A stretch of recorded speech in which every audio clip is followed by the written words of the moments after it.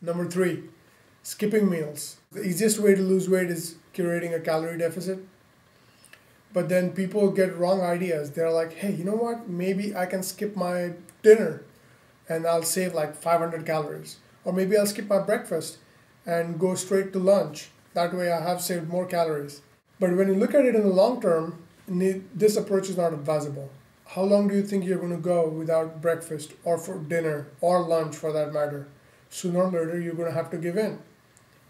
And even if you don't, what's going to end up happening is you're going to be extremely hungry and you're going to overeat in your next meal to compensate for the meal that you skipped earlier.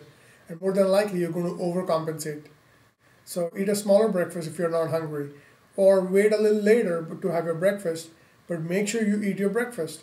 That way, you're not going like 6 hours without any meals. Number four, eliminating complete food groups from your diet. Let's say you're on Atkins, which is a pretty popular diet. Atkins tells you not to eat any carbs, at least in their starter program.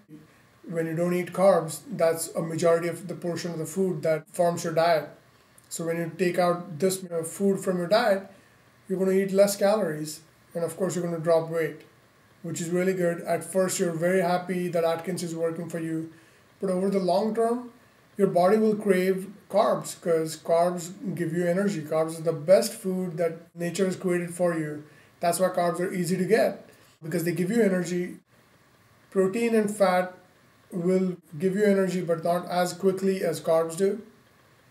Other people might say, go on a low fat or fat free diet altogether.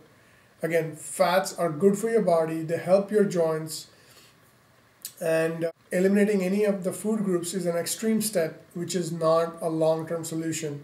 So it's probably easier to go on a low carb diet or a low fat diet than going fat free or carb free completely. Your body craves different kinds of food groups: protein, carbs, fat, form a complete diet. So make sure your diet is in balance. You're not omitting any kind of food groups. Mistake number five, having easy access to junk food. Let's say you have candy bars at home, you have kids, they have candy, they have pizza, all kinds of junk food at home. Or you're by yourself and you have brownies, cookies, all sorts of stuff that you've just preserved for a rainy day, only when you're going to have your cheat meal. Well, guess what? When you have easy access to junk food, you're more than likely to eat when you don't need to. Forget just a cheat meal. A lot of times you'll find yourself reaching for some junk food just out of boredom. You're sitting there watching TV and you suddenly feel like, hey, you know what? Maybe I need a snack. And next thing you know, you're munching on popcorn with butter or cookies or brownies, and they add up 500, 600 calories. It would take for you to run 1 hour to burn off one cookie that you just ate that you shouldn't have. This is not to say that you should completely eliminate junk food. Like I said, eat junk food, but as a plan, maybe once or twice a week. Make it a part of your plan.